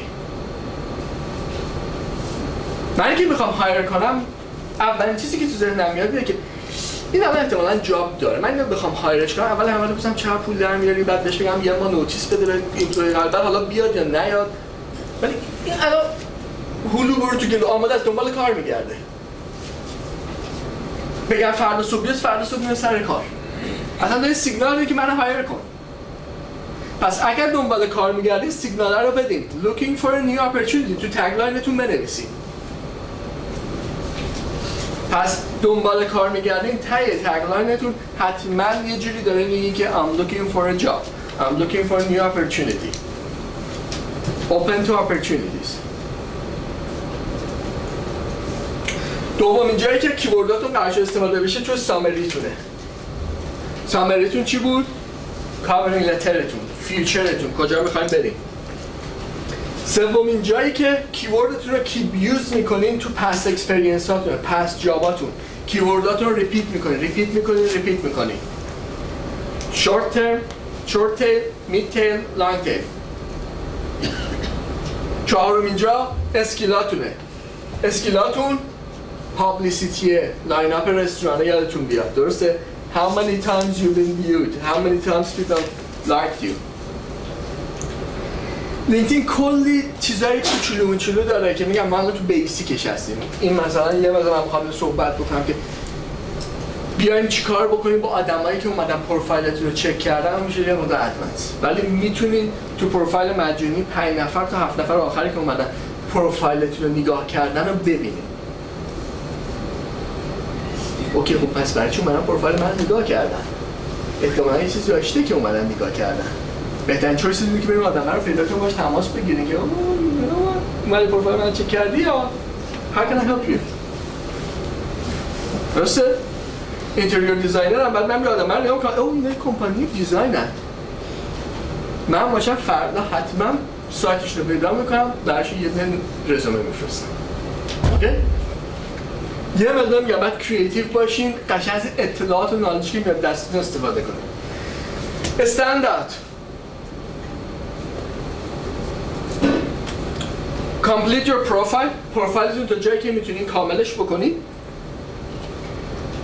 عکس پروفشنال بذارید.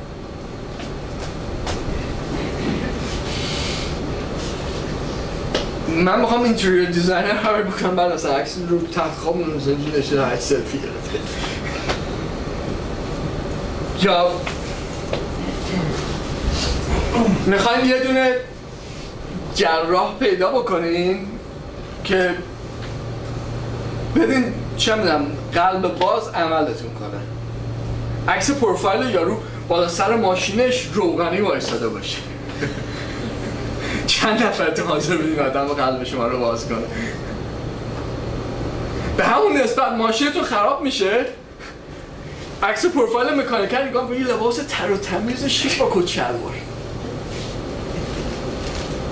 عکستون بذارید صحبت کنه با اسکیل. اگر مکانیک هم مثلا عکس روغنی میخوام بذارم، من you know what I'm a mechanic.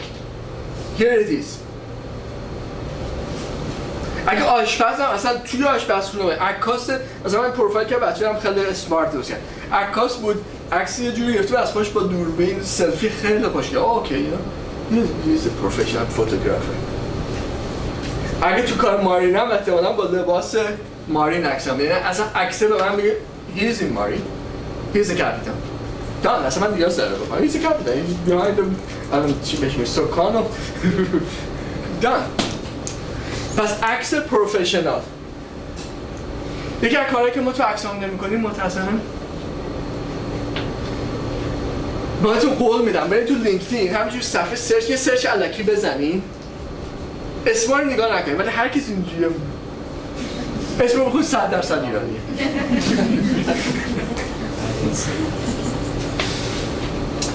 اوکی. سوشال پروفتون اون پابلیسیتیه. پابلیسیتی شما در واقع سوشال پروفتونه که میگن آقا جان این یادتونه؟ That's a social proof. درسته، من مخصوصا اینو آوردم اصلا ساختمش. یه کلمه بگم سیمفونی. یه پلتفرمه. شما فکر می‌کنید اگه نفر مثلا وب دیولپر بخواد هایر میکنه این آدمو؟ آره نه دو نفر مثلا ایشون وب دیولپره، ولی یه نفر دنبال سیمفونی میگرده. هایر میکنه ایشونو؟ نه هیچ کسی نگفتیش این سیمفونی بلده. درست شد؟ سوشال پروف، پابلیسیتی. ریکامندیشن بگیریم، بنویسین که ریکامندیشن بگیریم. تو دو لیستتون، یه بار دیگه تو دو لیستتون رو ریویو کنیم، رجیستر بکنیم برای لینکدین امروز. اگر رجیستر نکردین هنوز شروع بکنیم پروفایلتون نوشتن، فوتو، اوکی؟ پلن بکنیم روزی 1 ساعت برای حداقل 2 هفته آینده که پروفایلتون رو کامل بکنیم. ببخشید تصویر آیا اونی که عوض بشه بعضی وقتا؟ تصویر فوتو پروفایلتون من پیشنهاد میکنم اگر عکس پروفشنال رفتین یه دفعه گرفتین ارزششو داره، برین سیرز به عکاسی $60 $70 بدین یه عکس پروفشنال بگیرین، ولی تا موقعی که هنوز رنگ مواد سیمه و چهره تقریبا پلاس ماینس 10 سال قبل و بعدش میخونه، برند کنین خودتون رو. بر فرض مثال ایمان رو کسی میشناسه؟ بچه کشم ایمان آقایی خب مثلا یکی از آدمای خیلی بچه خیلی موفق ایرانیه.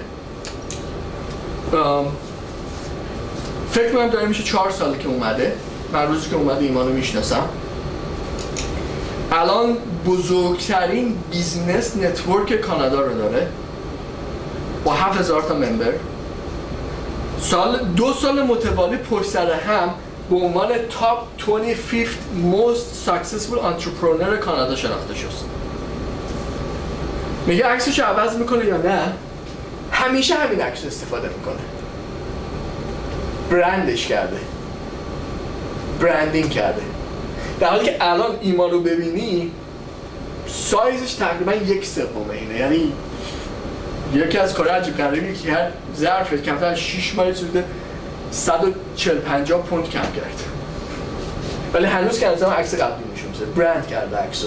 از عکسمون رو باید عوض کنیم، پرسونال دیسیژن. ولی اگه عکس خوب گرفتیم و خیلی تو کامیتی هستیم، پیشنهاد میکنم سیم پیکچر رو فتوشاپ و چه میدونم فیسبوک و لینکدین و توییتر و گوگل پلاس و همه جا سیم رو استفاده کنید، بذاری نتورکتون سیم برند رو ببینن. برندینگ داریم که مثل لوگوتون میشه، عکستون میشه لوگوتون.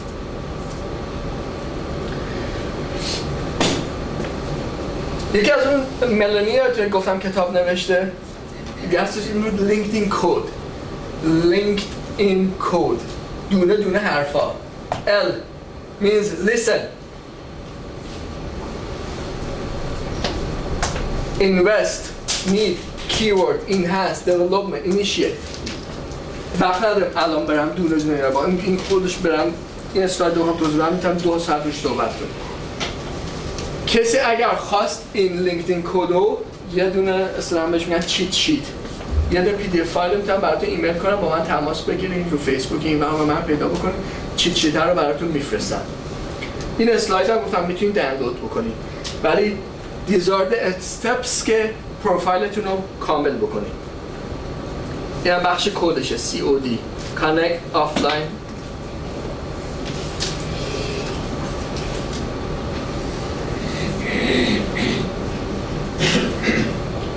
پنج دقیقه دیگه میخوام صحبت کنم و 5 دقیقه جمعش بکنم که ظرف 5 دقیقه هم بریم بیرون.